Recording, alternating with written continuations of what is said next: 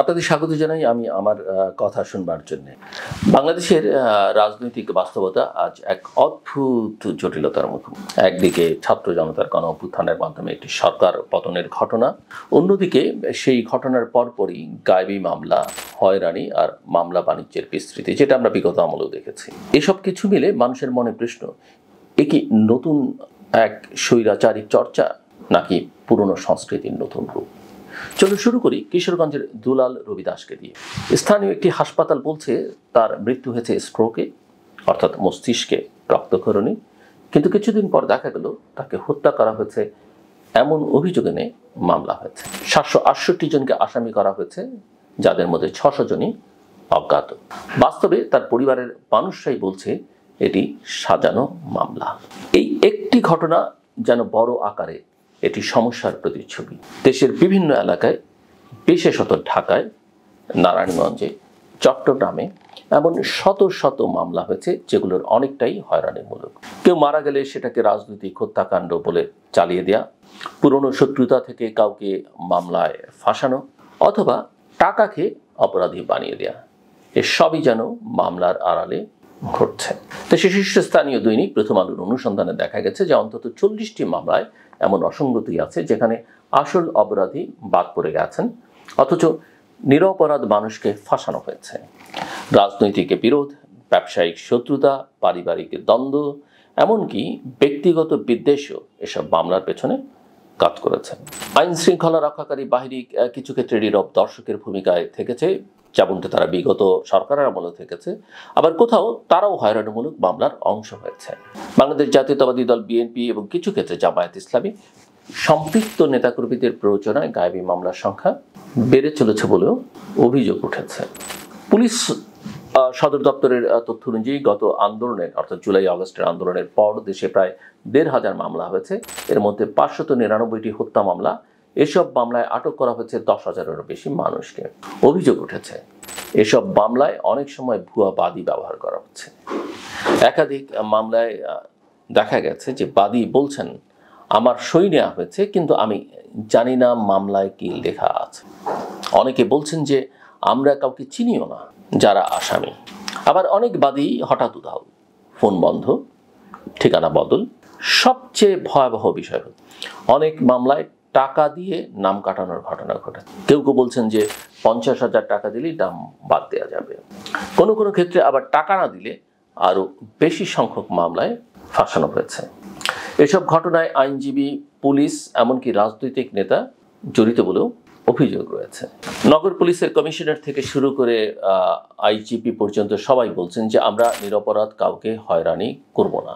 কিন্তু বাস্তবতা হচ্ছে এখনো এমন শত শত মানুষ আছেন যারা নির্দোষ হয়েও আত্মগোপনে আছেন। অনেকে জামিন নিয়ে বের হলেও আবার নতুন মামলায় অ্যারেস্ট এর হুমকি পাচ্ছেন। একটা মামলা থেকে শুরু করে রাষ্ট্রের গুরুত্বপূর্ণ ব্যক্তিদের নামও বাদ দেওয়া হচ্ছে। যেমন চট্টগ্রাম একটি মামলায় সাবেক মেয়র আজমন নাসিরের নাম বাদ দেওয়া হয়েছে। বাদী নিজেই আদালতে বলেছেন, আমার অজান্তেই কেউ নাম ঢুকিয়ে দিয়েছে। এমনকি সাবেক মন্ত্রী, সচিব, পুলিশ কর্মকর্তা, এমনকি মানবাধিকার সংগঠনের নেতাদেরও ভুয়া মামলায় ফাঁসানো হয়েছে। মানবাধিকার সংগঠন আইন ও সালিশ কেন্দ্রের চেয়ারপারসন জেডাই খান পান্না, যিনি বরাবরই রাষ্ট্রীয় নিপীড়ন আর ডিজিটাল নিরাপত্তা আইনের সমালোচক, তিনিও হয়ে পড়েছেন হত্যা চেষ্টার মামলার আসামি। তার বিরুদ্ধে যেভাবে মামলাটা হয়েছে অনেকেরই স্মরণ থাকবার কথা। তা দেখে মনে হয় এটাই মূলত ভয়ের পরিবেশ সৃষ্টি করবার এক ধরনের কৌশল, যেন কেউ আর সরকারের সমালোচনা করতে সাহস না পায়। মিস্টার পান্না একটু শুরুতেই শুরু করেছিলেন সমালোচনাটা। এখন প্রশ্ন হচ্ছে, এভাবে চলতে থাকলে গণতন্ত্র, ন্যায় বিচার এবং আইনের শাসন, এইসব কিছুর ভবিষ্যৎ?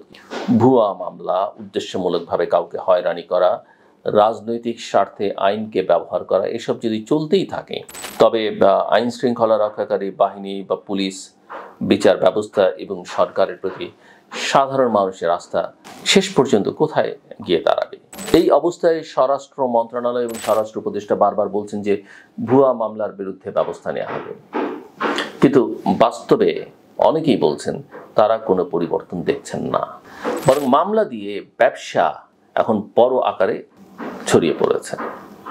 এখনো পর্যন্ত শত শত মামলা থেকে বাদ দেওয়া হয়েছে প্রায় 675 জনের নাম। বাদী বলছেন ভুল হয়েছে, সই দিয়েছিলাম, লিখে দেয়নি। এই ভুলগুলো কি আসলেই ভুল নাকি পরিকল্পিত হয়রানি? এসব প্রশ্নই এখন জনমানুষের মুখে মুখে। আরেকটা ভয়াবহ দিক হচ্ছে যে আন্দোলনে গুলি চালানোর যেসব ব্যক্তি সত্যি জড়িত ছিলেন তারা কিন্তু এখনো ধরা পড়েননি, অথচ নিরপরাধ মানুষগুলো পুলিশ হেফাজতে, আদালতের বারান্দায় কিংবা আত্মগোপনে দিন কাটাচ্ছেন।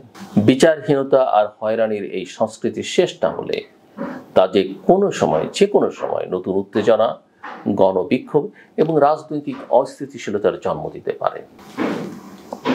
এখন সময় সরকার এবং প্রশাসনকে কঠোরভাবে পদক্ষেপ নিতে হবে। ভুয়া মামলা যারা করেছে তাদের বিরুদ্ধে ব্যবস্থা নিতে হবে। যারা নিরপরাধ হয়েও মামলায় জড়িয়েছেন তাদের দ্রুত নাম বাদ দিতে হবে, তাদের নাম যত দ্রুত সম্ভব বাদ দিতে হবে।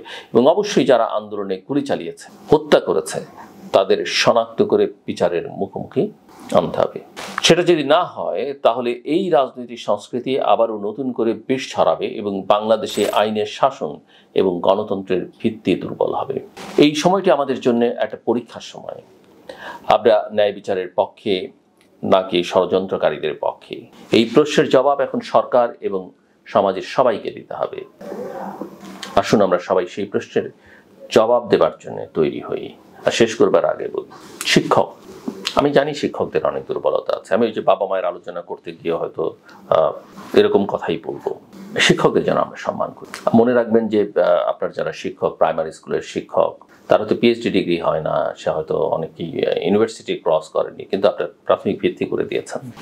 বিভিন্ন পর্যায়ে শিক্ষকরা বিভিন্ন দায়িত্ব পালন করেছেন আপনাকে গড়ে তুলবার জন্য। আপনি হয়তো তাকে ছাড়িয়ে গেছেন, কিন্তু আপনাকে গড়বার পেছনে তার যে ভূমিকা সেটা আপনি অস্বীকার করতে পারেন। আমরা এই জুলাই আগস্টের অভ্যুত্থানের পরে শিক্ষকদের নানাভাবে অসম্মান হতে দেখেছি। বিগত সরকারের আমলে কিছু কিছু আমরা দেখেছি। শিক্ষকদের মর্যাদা যেন আমরা রক্ষা করি। তাদের ভিন্ন মত থাকতে পারে, রাজনীতি থাকতে পারে।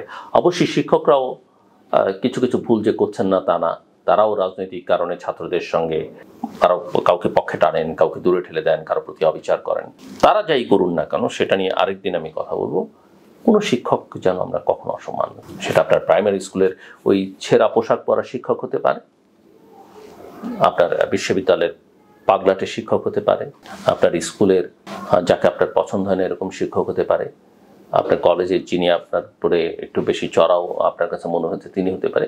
কিন্তু তাদের জন্য আমরা সম্মান দিই। একটা শিক্ষক সমাজ আসলে আমাদের জাতির ভবিষ্যৎ তৈরি করে।